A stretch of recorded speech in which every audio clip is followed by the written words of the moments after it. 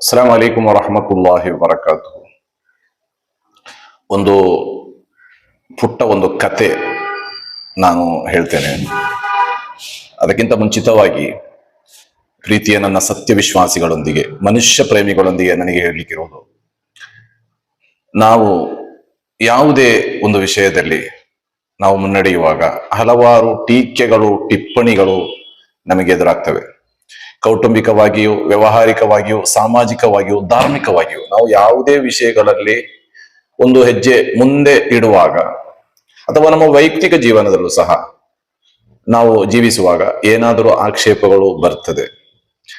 ನಮ್ಮ ಕುರಿತು ಇಲ್ಲ ಸಲ್ಲದ ಆರೋಪಗಳನ್ನು ಮಾಡ್ತಾರೆ, ಗೀಬತ್ ನಮೀಮತ್ತುಗಳನ್ನು ಮಾಡ್ತಾರೆ, ಫಸಾದ್ ಫಿತನೆಗಳನ್ನು ಮಾಡ್ತಾರೆ. ಅದಕ್ಕೆ ನಾವು ಪ್ರತಿಕ್ರಿಯೆ ನೀಡಿದರೆ ನಮ್ಮ ಸಮಯ ವ್ಯರ್ಥವಾಗುತ್ತದೆ ಒಂದು. ಇನ್ನು ಯಾರು ಎಷ್ಟೇ ನಮ್ಮ ಕುರಿತು ಹೇಳಿದರೂ ಸಹ ಒಮ್ಮೆಯೂ ಸಹ ನಮಗೆ ಅದರಲ್ಲಿ ಯಾವುದೇ ರೀತಿಯ ಒಂದು ಕೊರತೆ ಉಂಟಾಗುವುದಿಲ್ಲ ಎಂದು ಮಾತ್ರವಲ್ಲ, ಪರಲೋಕದಲ್ಲಿ ಒಂದು ವೇಳೆ ನಮ್ಮ ಇಲ್ಲಿನ ಸತ್ಕರ್ಮಗಳು, ಇಬಾದತ್ಗಳು ಕಡಿಮೆಯಾಗಿದ್ದರೂ ಸಹ ನಮ್ಮ ಕುರಿತು ಯಾರು ಗೀಬತ್ತುಗಳನ್ನು, ಇನ್ನಿತರ ಇಲ್ಲ ಸಲ್ಲದ ಆರೋಪಗಳನ್ನು ಮಾಡಿರ್ತಾರೋ ಅವರು ಏನಾದರೂ ಒಳಿತುಗಳು ಇಲ್ಲಿ ಮಾಡಿದ್ದರೆ ಆ ಒಳಿತುಗಳ ಪುಣ್ಯವನ್ನು ಅಲ್ಲಾಹನು ನಮಗೆ ನೀಡುತ್ತಾನೆ. ಅದೇ ರೀತಿ ನಮ್ಮಿಂದ ಏನಾದರೂ ಪ್ರಮಾದಗಳು ಉಂಟಾಗಿದ್ದಲ್ಲಿ, ತಪ್ಪುಗಳು ಉಂಟಾಗಿದ್ದಲ್ಲಿ ನಮ್ಮ ಶಿಕ್ಷೆಯನ್ನು ಅಲ್ಲಾಹನು ಅವರಿಗೆ ನೀಡುತ್ತಾನೆ. ಆದ್ದರಿಂದ ಯಾರೇ ನಮ್ಮ ಕುರಿತು ಏನೇ ಹೇಳಿದರೂ ಸಹ ತಿರುಗಿ ಅವರಿಗೆ ನಾವು ಯಾವ ರೀತಿಯಲ್ಲೂ ಸಹ ಅವರ ಕುರಿತು ಇಲ್ಲ ಸಲ್ಲದವನ್ನು ಹೇಳುವುದಾಗಲಿ, ಇನ್ನಿತರ ರೀತಿಯಲ್ಲಿ ಪ್ರತಿಕ್ರಿಯೆ ನೀಡುವುದಾಗಲಿ ಅದು ಒಳ್ಳೆಯದಲ್ಲ ಎಂದು ಹೇಳ್ತಾ, ಪ್ರೀತಿಯ ಸಹೋದರರೇ, ಒಮ್ಮೆ ಇಬ್ಲೀಸ್ ಲಾನತುಲ್ಲಾಹಿ ಅಲಿಹಿ ಮೂಸಾ ನಬಿ ಅಲಿಹಿ ಸಲಾತು ವಸಲಾಂ ಅವರೊಂದಿಗೆ ಹೇಳ್ತಾನೆ, ಓ ಮೂಸಾ, ನನಗೆ ಏನೋ ಒಂದು ಪಾಶ್ಚಾತ್ತಾಪ ಮನಸ್ಸಿನಲ್ಲಿ ಬಂದಿದೆ ಅಂತ ಹೇಳಿದರೆ, ನಾನು ಮನುಷ್ಯರನ್ನು ತಪ್ಪು ದಾರಿಗೆ ಕರೆದೊಯ್ಯುತ್ತಿದ್ದೇನೆ. ಆದ್ದರಿಂದ ನನಗೆ ಏನೋ ಒಂದು ತಪ್ಪಿನ ಅರಿವಾಗಿದೆ. ಆದ್ದರಿಂದ ಇನ್ನು ಮುಂದೆ ನಾನು ಇಂತಹ ಮನುಷ್ಯರನ್ನು ಕೆಟ್ಟ ದಾರಿಗೆ ಸೆಳೆಯುವಂತಹ ಒಂದು ಕೆಲಸಕ್ಕೆ ನಾನು ಹೋಗೋದಿಲ್ಲ. ಆದ್ದರಿಂದ ಅಲ್ಲಾಹನ ಬಳಿ ನೀನೊಮ್ಮೆ ಹೇಳಿ ನನಗೆ ಕ್ಷಮೆ ನೀಡಲಿಕ್ಕೆ ಹೇಳಬೇಕು. ನಾನು ಅಲ್ಲಾಹನು ನನಗೆ ಅದಕ್ಕೆ ಬದಲಾಗಿ ಏನೇ ಕಠಿಣವಾದಂತಹ ಶಿಕ್ಷೆ ವಿಧಿಸಿದರೂ ಸಹ ನಾನು ಅದನ್ನು ಮಾಡಲು ಸ್ವೀಕರಿಸಲು ಸಿದ್ಧನಿದ್ದೇನೆ. ಅದರಿಂದ ಒಮ್ಮೆ ಅಲ್ಲಾಹನೊಂದಿಗೆ ಹೇಳು ಮೂಸಾ ಅಂತ ಹೇಳಿ ಮೂಸಾ ನಬಿ ಅಲೈಹಿ ಸಲಾತು ವಸಲಾಂ ಅವರೊಂದಿಗೆ ಇಬ್ಲೀಸನು ಬೇಡಿಕೆಯನ್ನು ಇಟ್ಟಾಗ ಮೂಸಾ ನಬಿ ಅಲೈಹಿ ಸಲಾತು ವಸಲಾಂ ಅವರಿಗೆ ಬಹಳ ಸಂತೋಷವಾಗ್ತದೆ. ಕಾರಣ ಇಲ್ಲಿ ಪ್ರವಾದಿಗಳು, ವಿದ್ವಾಂಸರು ಪ್ರಬೋಧನೆಯನ್ನು ಮಾಡುವ ಅಗತ್ಯವಿರುವುದು ಜನರು ತಪ್ಪು ದಾರಿಗೆ ಹೋಗುವಾಗ ಅವರನ್ನು ಸರಿದಾರಿಗೆ ಕರೆಯುವಂತಹ ಒಂದು ನಿಟ್ಟಿನಲ್ಲಾಗಿದೆ. ಈ ತಪ್ಪು ದಾರಿಗಳು ಜನರು ಹಿಡಿಯುವುದು ಈ ಇಬ್ಲೀಸಿನ ಕಾರಣದಿಂದಲ್ಲವೇ? ಹಾಗಾದರೆ ಇಬ್ಲೀಸನಿಗೆ ಅಂತಹ ಒಂದು ತಪ್ಪುಗಳು ತಪ್ಪಾಗಿ ಕಂಡಿದ್ದಲ್ಲಿ ಅವನು ಪಾಶ್ಚಾತ್ತಾಪಪಟ್ಟು ಮರಳಿ ಬರುವುದಾದರೆ ಇನ್ನು ನನಗೆ ಹೆಚ್ಚಿನ ಕೆಲಸವಿಲ್ಲವಲ್ಲ, ಜನರನ್ನು ತಿದ್ದುವಂತಹ ಹೆಚ್ಚಿನ ಒಂದು ಜವಾಬ್ದಾರಿ ನನಗಿರುವುದಿಲ್ಲವಲ್ಲ ಎಂದು ಸಂತೋಷಗೊಂಡು ಮೂಸಾ ನಬಿ ಅಲೈಹಿ ಸಲಾತು ವಸಲಾಂ ಅಲ್ಲಾಹನ ಬಳಿ ಹೇಳ್ತಾರೆ, ಅಲ್ಲಾಹನೇ, ಇಬ್ಲೀಸನು ನೀನು ವಿಧಿಸುವ ಅಥವಾ ನೀನು ಹೇಳುವ ಯಾವುದೇ ಕೆಲಸವನ್ನು ಸಹ ಮಾಡಲು ಅವನು ಸಿದ್ಧನಿದ್ದಾನೆ. ಅದರಿಂದ ಅವನಿಗೆ ನೀನೊಮ್ಮೆ ಕ್ಷಮೆಯನ್ನು ನೀಡಬೇಕು ಅಂತ ಹೇಳಿದಾಗ ಅಲ್ಲಾಹನು ಹೇಳ್ತಾನೆ, ಖಂಡಿತವಾಗಿಯೂ ಇಬ್ಲೀಸನು ಅವನ ದುಷ್ಕೃತ್ಯದಿಂದ ಅವನು ಮರಳುವುದಿಲ್ಲ. ಮೂಸಾ ನಬಿ ಅಲೈಹಿ ಸಲಾತು ವಸ್ಸಲಾಂ ಮತ್ತೆ ಅಲ್ಲಾಹನೊಂದಿಗೆ, ಇಲ್ಲ ಅಲ್ಲಾಹನೇ, ಅವನು ನನ್ನೊಂದಿಗೆ ಪ್ರತಿಜ್ಞೆ ಮಾಡಿದ್ದಾನೆ ಅಂತ ಹೇಳಿದಾಗ ಅಲ್ಲಾಹನು ಹೇಳ್ತಾನೆ, ಹಾಗಾದರೆ ಸರಿ, ನಾನು ಅವನಿಗೆ ಕ್ಷಮಿಸಲು ಸಿದ್ಧನಿದ್ದೇನೆ. ನಾನೊಂದು ಸಣ್ಣ ಒಂದು ನಿಬಂಧನೆಯನ್ನಿಟ್ಟು ನಾನು ಅವನಿಗೆ ನಾನು ಕ್ಷಮೆಯನ್ನು ನೀಡುತ್ತೇನೆ. ಅವನು ಆದಮ್ ನಬಿ ಅಲೈಹಿ ಸಲಾತು ವಸ್ಸಲಾಂ ರವರ ಆ ಒಂದು ಕಬರಿನ ಗೋರಿಯ ಬಳಿ ಹೋಗಿ ಒಂದು ಸಜದ ಮಾಡಲಿ, ಒಂದು ಸುಜೂದ್ ಅವನು ಮಾಡಿದರೆ ಖಂಡಿತವಾಗಿಯೂ ಅವನಿಗೆ ನಾನು ಕ್ಷಮೆಯನ್ನು ನೀಡ್ತೇನೆ. ಮೂಸಾ ನಬಿ ಅಲೈಹಿ ಸಲಾಂ ಬಹಳ ಸಂತುಷ್ಟರಾಗಿ ಮರಳುತ್ತಾರೆ. ಕಾರಣ ಏನು ಬೇಕಾದರೂ ಮಾಡಲು ಸಿದ್ಧವಿರುವಂತಹ ಇಬ್ಲೀಸ್ ಒಂದು ಸಣ್ಣ ಸುಜೂದ್ ಖಂಡಿತವಾಗಿಯೂ ಮಾಡ್ತಾನೆ. ಮೂಸಾ ನಬಿ ಅಲೈಹಿ ಸಲಾತು ವಸ್ಸಲಾಂ ಮರಳಿ ಬಂದು ಇಬ್ಲೀಸಿನಲ್ಲಿ, ನಿನ್ನ ಪಾಪಗಳಿಗೆ ಕ್ಷಮೆ ನೀಡಲು ಅಲ್ಲಾಹನು ಸಿದ್ಧನಿದ್ದಾನೆ, ಆದರೆ ನೀನು ಮಾಡಬೇಕಾಗಿರೋದು ಒಂದೇ, ನೀನು ಆದಮ್ ನಬಿ ಅಲೈಹಿ ಸಲಾತು ವಸ್ಸಲಾಂ ಕಬರಿನ ಗೋರಿಯ ಬಳಿ ಹೋಗಿ ಒಂದು ಸಜದ ನೀನು ಮಾಡಬೇಕು ಅಂತ ಹೇಳಿ.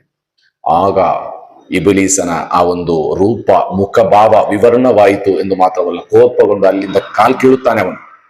ಅಂತ ಹೇಳಿದರೆ ಏನು ಬೇಕಾದರೂ ಮಾಡಲು ಸಿದ್ಧನಿದ್ದಾನೆ ಇಬ್ಲೀಸ್, ಸುಜೂದ್ ಮಾಡ್ಲಿಕ್ಕೆ ಸಿದ್ಧನಿಲ್ಲ. ಅದೇ ರೀತಿ ನಮ್ಮ ಪೈಕಿ ಕೆಲವರು ಏನೇ ತ್ಯಾಗ ಮಾಡಲು ಬೇಕಾದರೂ ಸಿದ್ಧರಿದ್ದಾರೆ, ಏನೇ ಕೆಲಸ ಕಾರ್ಯಗಳನ್ನು ಬೇಕಾದರೂ ಮಾಡಲು ಸಿದ್ಧರಿರ್ತಾರೆ. ಆದರೆ ಸಿಂಪಲ್ ಆದಂತಹ ಆ ಒಂದು 2-5 ನಿಮಿಷಗಳಲ್ಲಿ ಮುಗಿಸಲು ಸಾಧ್ಯವಿರುವಂತಹ ನಮಾಜ್ ಒಮ್ಮೆಯೂ ಸಹ ಅವರಿಗೆ ಮಾಡ್ಲಿಕ್ಕೆ ಮನಸ್ಸು ಒಪ್ಪುವುದೇ ಇಲ್ಲ. ಮಸೀದಿಗಳ, ಮದ್ರಸಗಳ ಏನು ಕೆಲಸಗಳು ಬೇಕಾದರೂ ಮಾಡ್ಲಿಕ್ಕೆ ಸಿದ್ಧರಿರ್ತಾರೆ. ಅತ್ಯಂತ ಇಬಾದತ್ತುಗಳ ಪೈಕಿ ಅತ್ಯಂತ ಸುಲಭವಾದಂತಹ ಇಬಾದತ್ ಆಗಿದೆ ಈ ನಮಾಜ್ ಎಂಬುದು. ಆರೋಗ್ಯಕ್ಕೂ ಒಳ್ಳೆಯದು, ಶಾರೀರಿಕವಾದಂತಹ ಆರೋಗ್ಯಕ್ಕೆ. ನಮಗೆ ಗೊತ್ತಿದೆ, ಹಲವಾರು ಅಮುಸಲ್ಮಾನರಾದಂತಹ ದೊಡ್ಡ ದೊಡ್ಡ ವೈದ್ಯರುಗಳು, ಋಷಿಮುನಿಗಳು ಅವರೆಲ್ಲ ಹೇಳ್ತಾರೆ, ಒಬ್ಬ ಮುಸಲ್ಮಾನನಾದಂತಹ ವ್ಯಕ್ತಿ ಒಂದು 5 ಹೊತ್ತು ನಮಾಜ್ ಸರಿಯಾಗಿ ಮಾಡುವುದಾದರೆ ಅವನಿಗೆ ಯಾವುದೇ ಯೋಗದ ಅಥವಾ ವ್ಯಾಯಾಮದ ಅಗತ್ಯವಿಲ್ಲ. ಇದು ಲೌಕಿಕವಾದಂತಹ ಒಂದು ಲಾಭವನ್ನು ನೋಡುವುದಾದರೂ ಸಹ ನಮಾಜಿನಲ್ಲಿ ಅದೆಷ್ಟೋ ಪ್ರಯೋಜನವಿದೆ. ಇನ್ನು ಪಾರತ್ರಿಕವಾದಂತಹ ಒಂದು ಪ್ರತಿಫಲ ಅದು ಬೇರೆ ವಿಷಯ. ಆದರೆ ಮನುಷ್ಯ ಏನು ಬೇಕಾದರೂ ಮಾಡ್ಲಿಕ್ಕೆ ಸಿದ್ಧನಿದ್ದಾನೆ, ಆದರೆ ನಮಾಜ್ ಮಾತ್ರ ಮಾಡ್ಲಿಕ್ಕೆ ಅವನಿಗೆ ಸಾಧ್ಯವೇ ಇಲ್ಲ. ಪವಿತ್ರವಾದಂತಹ ಕುರ್ಆನಿನಲ್ಲಿ ಅಲ್ಲಾಹನು ಕೇಳ್ತಾನೆ, ನರಕವಾಸಿಗಳೊಂದಿಗೆ ಮಾ ಸಲಕಕುಂ ಫೀ ಸಕರ್.